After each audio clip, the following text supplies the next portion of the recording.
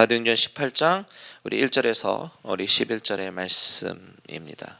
사도행전 18장 1절에서 11절의 말씀. 제가 가진 성경책은 신약 성경 218페이지에 있습니다. 스크린도 나오지만 가급적이면 여러분들이 가져오신 성경책을 펴시고 보시면 더 좋을 것 같습니다. 제가 먼저 읽을게요. 한 절씩 교독합니다. 그 후에 바울이 아덴을 떠나 고린도에 이르러 아굴라라 하는 본도에서 난 유대인 한 사람을 만나니 글라우디오가 모든 유대인을 명하여 로마에서 떠나라 한 고로 그가 그 안에 브리스길라와 함께 이달리아로부터 새로 온지라 바울이 그들에게 가며 생업이 같으므로 함께 살며 일을 하니 그 생업은 천막을 만드는 것이더라. 안식일마다 바울이 회당에서 강론하고 유대인과 헬라인을 고면하니라. 실라와 디모데가 마게도냐로부터 내려오매 바울이 하나님의 말씀에 붙잡혀 유대인들에게 예수는 그리스도라 밝히 증언하니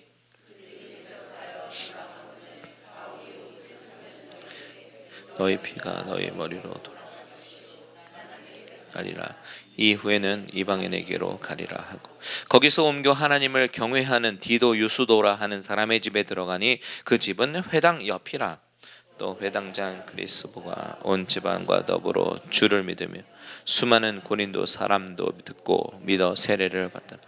밤에 주께서 환상 가운데 바울에게 말씀하시되 두려워하지 말며 침묵하지 말고 말하라. 네가 너와 함께 있음에 어떤 사람도 너를 대적하여 해롭게 할 자가 없을 것이니 이는 이 성중에 내 백성이 많음이라 하시다. 같이 있습니다. 1년 6개월을 머물며 그들 가운데서 하나님의 말씀을 가르치시니라. 아멘. 잠시 기도합니다. 하나님, 하늘문을 여시고 우리의 마음을 여시고 하나님께서 선포하시는 말씀을 영의 귀로 듣게 하여 주시옵소서. 그리고 하나님, 이 말씀이 오늘 나에게 하시는 말씀임을 깨달아 또 믿음으로 결단하고 나아가는 귀한 성도들 되게 하여 주시옵소서. 예수님의 이름으로 기도합니다. 아멘. 우리 하나님은요 참으로 놀라우신 하나님이십니다. 믿으십니까? 하나님이 하시는 일을 가만히 보면요 정말 때로는 놀라워서 막 기가 막힐 때가 있어요. 어떻게 그 시간에 그 사람을 만나게 하셨을까? 어떻게 이렇게 말도 안 되는 일이 일어날까? 막 기적 같은 일이요 막 경험이 되기 시작하면요 기적이 너무 많이 경험되니까 나중에는 상식이 됩니다. 이것이 믿는 자들에게 주어진 특권이에요. 특별히 내가 예수님을 만나게 된 사건을 생각만 해도 참으로 너무나도 경이롭습니다. 그래서 성공의 신부인 뉴턴이라는 분은요 자신이 회개하고 주님을 만났던 그 스토리를 가지고 이렇게 얘기합니다. Amazing grace, how sweet the sound. 우리가 너무나 잘 아는 찬양을 작사하죠. Amazing grace. 정말 놀라운 하나님의 은혜와 사랑, 그분께서 나를 만나주시고 위로하시고 또 구원의 일을 진행하시는 것은 정말 amazing이라고 얘기합니다. 우리 옆 사람과 같이 인사할까요? 하나님은 놀라우십니다. 아멘, 아멘. 오늘 이야기도요 놀라우신 하나님의 이야기입니다. 바울이 지금 계속해서 유럽 지역을 돌아다니는데 그런데 가는 곳마다 꼭 하나님께서 준비하신 그런 영혼을 만나요. 빌립보에서는 루디아를 만났죠. 귀신 들린 여종을 만났죠. 그리고 감옥에서 간수를 만납니다. 그렇게 하나님께서 준비하신 만남을 통해서 그들의 인생이 바뀌어 버립니다. 바울이 전하는 복음을 듣고 온전한 예수의 사람이 됩니다. 참 너무나도 기가 막히고 놀라운 이야기인 거예요. 데살로니가로 가는데요 거기서 또 누굴 만나냐면 경건한 헬라인 큰 무리와 귀부인들을 만납니다. 이 사람들이 바울을 만나서 복음을 듣게 되니까 참 하나님을 믿기 시작합니다. 이렇게 바울은요 그가 가는 곳마다 하나님께서 예배하신 사람들, 만나야 될 사람들을 만나고 그 사람들은 복음을 듣고 변합니다. 아테네에서는 어떤 일이 있었어요? 우상의 도시였던 곳 아테네에서 바울은 스토아 철학자와 에피큐로스 철학자들 사이에서 너무나도 담대하게 살아계신 하나님, 진짜 하나님을 증거합니다. 창조주 하나님을 증거합니다. 특히 아레오바고의 연설은요, 그들이 철학적 사고로 똘똘 뭉쳐있고 그 다신론, 범심론, 저 그리스 신들에 대해서 신화에 꽉 차 있던 사람들에게 놀라운 복음을 선포합니다. 어떤 사람들은 그 말에 감동에 대해서 하나님을 믿겠다라고 하는 사람도 생기고 어떤 사람은 조롱하기도 합니다. 오늘 본문은 그 이후에 바울이 고린도 지역으로 이동해서 일어난 그런 일들에 대해서 이야기하고 있는데요. 고린도는 어떤 위치이냐면 아테네에서 불과 40-50마일 정도 떨어진 곳입니다. 지도를 한번 볼게요. 지도를 먼저 한번 보시면 바울은 데살로니가에서 배를 타고요 아데노로 갔습니다. 즉 아테네로 왔는데요. 일행들은 아직도 그곳에 있었죠. 바울 혼자서만 아테네로 가게 되었었습니다. 그리고 이제 고린도로 이동하게 되는데 보시면 너무나도 가깝게 있죠. 육로로 가면 한 50마일, 해상으로 가면 약 40마일 정도 가는 거리였습니다. 그래도 당시로는요 2-3일 거리였어요. 그래서 고린도로 가게 되었는데 거기에서 또 누구를 만나는가? 바로 아골라와 브리스길라를 만납니다. 하나님께서 예배하신 만남이지요. 이 만남도 정말 기가 막힌 만남입니다. 그런데 이 만남은요, 그 전에 다른 어떤 루디아라든지 간수와의 만남보다는 좀 달라요. 이 루디아, 간수, 귀신 들렸던 여종, 이 사람들은 바울을 만나서 예수에 관한 복음을 듣고 그리고 더욱더 깊은 신앙을 가진 그런 케이스겠지만, 이 오늘 본문에 나오는 아골라와 브리스길라는 이미 믿음을 가지고 경건한 신앙을 가지고 있었던 사람이었다라는 것이 좀 다른 점입니다. 우리 1절과 2절을 같이 한번 읽겠습니다. 시작. 그 후에 바울이 아덴을 떠나 고린도에 이르니 아골라라 하는 본도에서 난 유대인 한 사람을 만나니 글라우디오가 모든 유대인을 명하여 로마에서 떠나라 한 고로 그가 그 안에 브리스길라와 함께 이달리아로부터 새로 온지라. 바울이 그들에게 가매. 자, 이 두 사람을 어떻게 소개하고 있는지 보십시오. 아골라는 본도에서 난 유대인 한 사람이라고 말을 합니다. 본도가 어디냐면 지도를 또 보시면요, 본도는 지금의 터키 지역이거든요. 지금의 터키 지역, 그 지역의 북쪽 지역인 흑해와 맞닿은 지역이에요. 그 지역을 본도라고 하고 본도 옆에 비두니아라는 지역이 있습니다. 그리고 그 밑에 갈라디아가 있고 갑바도기아 지방이 있어요. 그리고 지도에는 없지만 갈라디아 지방 왼쪽에는 아시아 지역이라고 얘기합니다. 그 가운데 아골라가 바로 본도 지역 출신이라는 거예요. 우리는 아골라가 언제 유대인의 신앙에서 예수 그리스도를 믿는 그 참된 크리스천적 신앙을 가지게 되었는지는 사실 정확하게 몰라요. 하지만 이 두 부부는요, 누군가 증거하는 예수를 듣고 믿음을 갖고 있었습니다. 어쩌면 예루살렘 교회에서 교회가 막 핍박이 시작이 되었을 때 일부 헬라파 유대인들이 뿔뿔이 흩어지면서 본도로 가서 복음을 전했을 수도 있고요. 아니면 어쩌면 사도행전 2장에서 성령이 불같이 임했을 때 각 나라의 방언이 시작되었을 때 그때 각 나라에서 오순절을 지키기 위해서 온 사람들이 그 현장을 직접 목격했거든요. 그래서 깜짝 놀랍니다. 저 사람들이 지금 무슨 말을 하는 거냐고 깜짝 놀랐는데, 그때 베드로가 일어나서 복음을 선포하게 되고 그때 막 놀라운 회개의 역사가 일어나거든요. 3,000명씩. 그때 그 중에 한 사람이 자기의 본도 지방 사람으로 돌아가서 내가 예수님을 이렇게 성령의 역사가 일어나는 것을 봤다라고 증거하면서 전도했을 가능성도 있습니다. 어떻게 예수님을 믿었는지 모르겠어요. 하지만 오늘 나오는 이 아골라와 브리스가는 그냥 유대인이 아니라 크리스찬입니다. 그런데 그것을 추정하는 단서가 오늘 본문에도 나오는데, 오늘 본문 2절을 다시 한번 보시면요, 이런 얘기가 나옵니다. 아골라라 하는 본도에서 난 유대인 한 사람을 만나니, 그 다음에 보면 무슨 얘기가 있어요?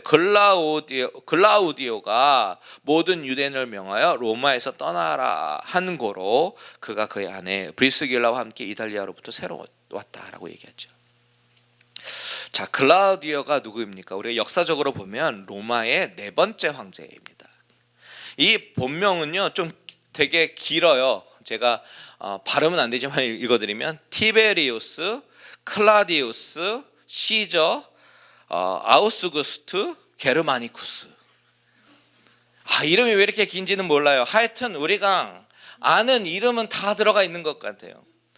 당시 AD 49년인데 이때 글라디오 황제가요 칙령을 발표했습니다. 그것은 뭐냐면 로마에 있는 유대인들 다 떠나라 하는 그런 칙령이에요. 이 칙령이 왜 발표가 되었냐면 당시 역사적 기록에 의하면 유대인들이 계속 소동을 피웠대요. 근데 그 소동의 이유가 뭐냐면 크레스투스라는 사람 때문이래요. 그래서 외국에서 태어난 유대인들 향해서 너네들 소동 피우지 말고 이제 떠나라 이렇게 얘기한 것입니다. 그런데 여기서 크레스투스라는 사람 때문에 일어난 소동을 가지고 성경학자들은 어떻게 바라보고 있냐면 그 크레스투스가 바로 크라이스트, 즉 그리스도를 말하는 것으로 해석합니다. 다시 말하면 로마에 유다인 회당이 있었고 그 유대인 회당에 바울은 아니지만 누군가 한 사람이 예수님을 메시아다, 크리스토스라고 선포했는데 그 유대인 그리스도인들의 선교 사역 때문에 소동이 일어났다는 것입니다. 근데 여러분 이게 참 맥센스가 되는 게 바울도요 그동안 유대인 회당 중심으로 복음을 전했고 그때마다 막 소동이 일어나지 않았습니까?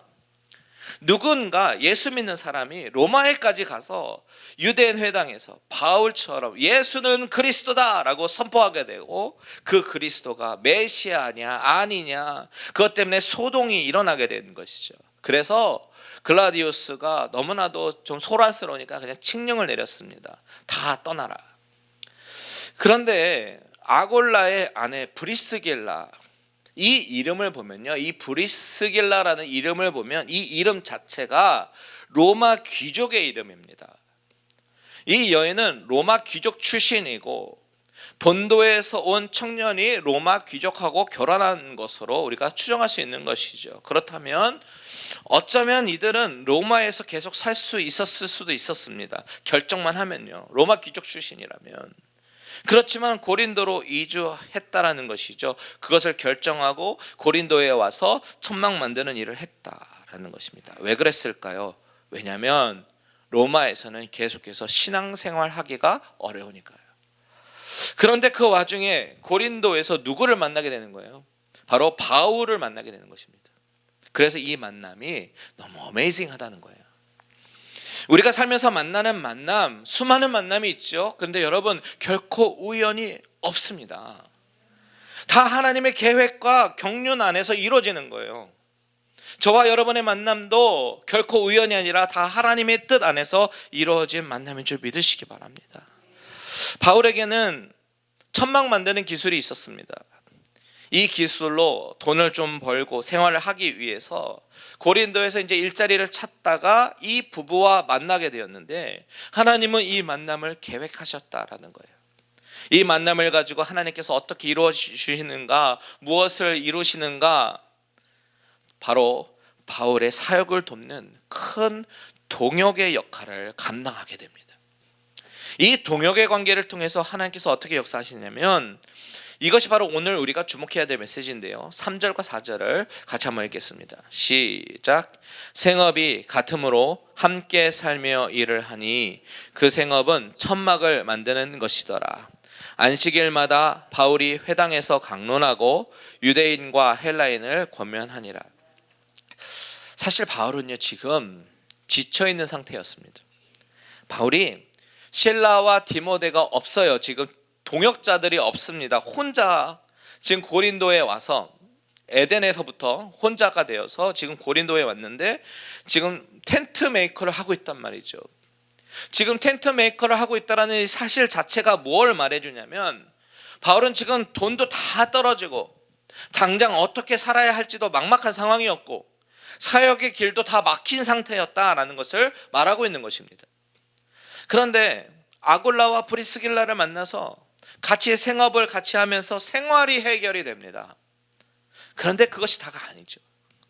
그것보다 더 중요한 것은 이들은 믿는 사람들이었기 때문에 영적인 동역자를 만난 거예요. 그래서 영적인 힘도 서포트도 다시 얻게 되었다라는 사실이. 그래서 4절에 보면 안식일마다 회당에서 바울이 다시 사역을 할 수 있게 된 것입니다.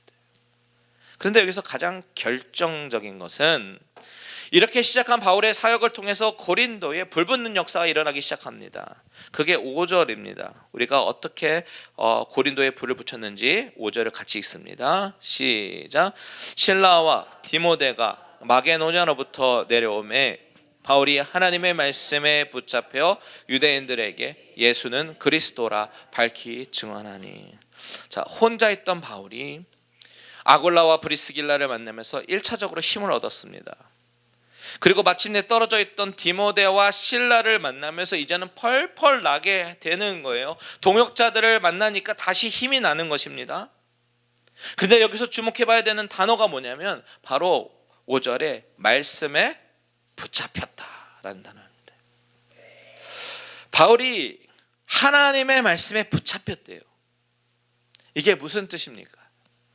원어를 찾아보니까 이 단어의 원어적인 의미는 애워싸고 둘러싸고 지키고 가두고 그런 의미를 가지고 있어요. 본문에서 말씀에 붙잡혔다라고 하는 그 말씀의 의미는 하나님의 말씀으로 사로잡혔다, 말씀으로 둘러싸여 있다, 그런 의미입니다. 어떻게 그런 일이 일어나겠습니까? 성령의 역사가 있었다는 얘기예요. 성령이 임해서 권능으로 정말 말씀으로 말씀의 영으로 바울이 사로잡혔다라는 이야기입니다. 지금 성령의 역사가 강력하게 일어나는 것입니다. 그래서 바울이 하나님의 말씀의 영으로 둘러싸이게 된 것이죠. 이것을 말씀에 붙잡혔다라고 표현한 것입니다. 말씀의 영이 충만한 상태. 그런데 또 다른 뜻도 있어요. 이 단어가. 이와 똑같은 헬라어 단어가 바울이 나중에 고린도 교회에 쓴 고린도 후서에도 등장하는데 여기서 바울은 이렇게 얘기합니다. 5장 14절에 보면 고린도 후서 5장 14절에 보면 그리스도의 사랑이 강권하시는도다 라고 얘기합니다. 여기서 강권하다가 오늘 본문에서 붙잡혔다라는 그 말씀과 같은 단어예요. 그리스도의 사랑이 둘러싸여 있는 것이죠. 또한 반대로 오늘 본문에서 바울은 하나님의 말씀의 영으로 둘러싸여 있는데 그 역사가 강권적인 역사다, 이렇게 또 해석할 수 있는 것이죠. 강권, 하나님의 일방적인 능력으로 말씀의 영으로 충만한 것이죠. 그런데 여러분, 여기서 우리가 또 생각해 봐야 되는 것이 뭐냐면, 그렇다면 이 역사가 일어난 시점이 언제였는가, 이것을 또 생각해 봐야 돼요. 언제 이런 일이 일어났습니까? 먼저 아골라와 브리스길라가 바울을 돕고 있었고, 또 나중에 실라와 디모데가 합류하니까 그 시점부터 이런 일이 일어났다. 무슨 얘기냐면 지금 동역이 일어나기 시작하니까 바울의 사역에 힘을 얻게 되고 성령의 역사가 더욱 강력하게 일어나더라. 그 이야기를 하고 있는 것입니다. 동역 말이죠. 동역. 지금 바울은 의기소침해 있었던 상황이었을 거예요. 왜냐하면 데살로니가에서부터 별로 좋지 않았습니다. 유대인들이요, 불량배들을 선동해가지고 바울과 그 일행들에게 협박했습니다. 그리고 그 사람들이 베레아까지 쫓아와가지고 거기에서조차 있지 못하게 만들었어요. 그 사람들이 바로 데살로니가 사람들입니다. 그래서 그것을 혼자서 떠나서 아덴을 거쳐서 고린도에 왔는데 생계까지 걱정해야 되는 그런 절벽 앞에 서 있게 된 것입니다. 어떤 상황인지 아시겠죠? 사역은 사역대로 안 되는 것 같고 생활도 궁핍해지고, 그런데 1차로 아골라 브리스길라를 통해서 생활이 해결이 됩니다. 그래서 좀 힘을 내서 사역을 하려고 했는데 실라와 디모데가 합류하는 것이죠. 그런데 여러분, 이들이 그냥 왔다고 해서 인간적인 반가움으로, 인간적인 의지가 됨으로 바울이 힘을 펄펄 낸 그런 것이 아닙니다. 실라와 디모데가 무언가 가지고 왔기 때문에 그래요. 소식을 가지고 왔습니다. 그 도대체 무슨 소식을 들었길래 의기소침했던 바울이 이렇게 힘을 내고 사역하고 성령이 강권적으로 역사하셔서 말씀을 전파하게 되었는가? 바로 데살로니가 전서 3장 6절 한번 보겠습니다. 데살로니가 전서 3장 6절 시작. 지금은 디모데가 너희에게로부터 와서 너희 믿음과 사랑의 기쁜 소식을 우리에게 전하고 또 너희가 항상 우리를 잘 생각하여 우리가 너희를 간절히 보고자 함과 같이 너희도 우리를 간절히 보고자 한다 하니. 이 이야기를 듣는데 막 감동이 밀려오는 거예요. 데살로니가가 어떤 지역이었어요? 불량배들 동원되고 바울이 철수한 지역이에요. 그래서 베레아로 갔는데 또 불량배들이 거기까지 쫓아왔었어요. 괴롭혔습니다. 그래서 바울이 먼저 아테네로 간 건데, 바울이 사역의 한계를 경험하고 생계까지 걱정할 정도로 절벽에 있었을 때 실라와 디모데를 통해서 뜻밖의 소식을 듣게 된 거예요. 너의 믿음과 사랑의 기쁜 소식, 그것을 듣게 된 것입니다. 그 데살로니가 사람들이 우리 팀원들을 보고 싶어 한다는 것입니다. 여러분, 바울은 여기서 이해가 안 되겠지요. 자신이 데살로니가에서 복음을 전할 때 그렇게 복음이 안 받아들여지고 오히려 나를 죽이려고 험하게 달려들던 무리였는데, 내 눈과 이성으로 판단하기에는 이런 지역에서 무슨 선한 것이 날 수 있겠는가 했었습니다. 근데 그 가운데서도 하나님 위로해 주셨던 것은 귀부인들과 헬라인들을 또 믿게 하셨었던 것이죠. 자기가 떠난 후에 복음이 믿음과 사랑의 수고가 있는 데살로니가 교회로 자라 있었다라고 일행들이 소식을 듣고 온 거예요. 그 지역에 있었던 귀부인들과 그 헬라인들 중심으로 믿는 자들이 막 확산이 되었다라는 그런 이야기입니다. 바울이 그 소식을 들었을 때 얼마나 힘이 되고 다시 한번 인커리지가 되었겠습니까? 목회자로서 가장 보람있고 뿌듯한 때가 바로 성도들이 선포된 말씀으로 변화되고 말씀대로 살려고 하는 그런 부분을 바라볼 때 가장 보람스러운 것이죠. 그때 바울이 무엇을 깨달았겠어요? 복음이 결코 사람의 지혜로 되는 것이 아니구나. 내가 열심히 한다고 했는데 나의 열심으로 되는 것도 아니고 결국 나는 그냥 씨앗을 뿌리며 지나가는 것이고 모든 것은 하나님이 책임지시는구나, 그것을 깨닫게 되는 것입니다. 그래서 바울은 고린도를 향한 편지 고린도서를 기록하면서 뭐라고 고백하냐면, 내가 십자가의 복음 외에는 자랑하지 않겠다라고 이야기하고 있는 것입니다. 사람의 말에 능함에 있지 않구나. 내가 약할 때 강함이구나. 사역의 절벽을 경험할 때 하나님은 동역자들을 붙여주시면서 격려하시는 것이에요. 아골라와 브리스길라, 그리고 디모데와 실라를 한 번에 만나서 힘을 얻습니다. 여러분, 이 동역이라고 하는 것이 얼마나 중요한지 모릅니다. 동역은 절망에 있을 때 다시 힘을 얻게 해줍니다. 사역의 한계가 보일 때에 다시 일어나게 합니다. 동역은 같이 하나님의 나라를 이루어가는데 함께 쓰임을 받는 거예요. 어떤 사람은 텐트 메이킹을 하면서 물질로 돕기도 합니다. 어떤 사람은, 누가와 같은 사람은요, 의술을 가지고 있으니까 건강을, 팀원들을 챙기기도 하고 또 펜을 들어서 열심히 그 사역을 기록하면서 사역을 돕습니다. 어떤 사람, 디모데 같은 사람은 바울이 없을 때 성도들을 챙기고 돌보면서 목양을 합니다. 어떤 사람, 실라와 같은 사람은 바울처럼 같이 열정적으로 사역하면서 같이 감옥에 갇히기도 합니다. 동역은 각자 주신 비전과 달란트를 이용해서 함께 하나님의 나라의 확장을 위해서 달려나가는 것이 동역입니다. 여러분, 이것은 우리도 마찬가지예요. 어떤 사람은 음악적인 재능으로 교회의 예배를 돕기도 합니다. 어떤 사람은 컴퓨터나 아니면 또한 기술을 가지고 교회에 예배를 돕기도 하고 교회에 일을 합니다.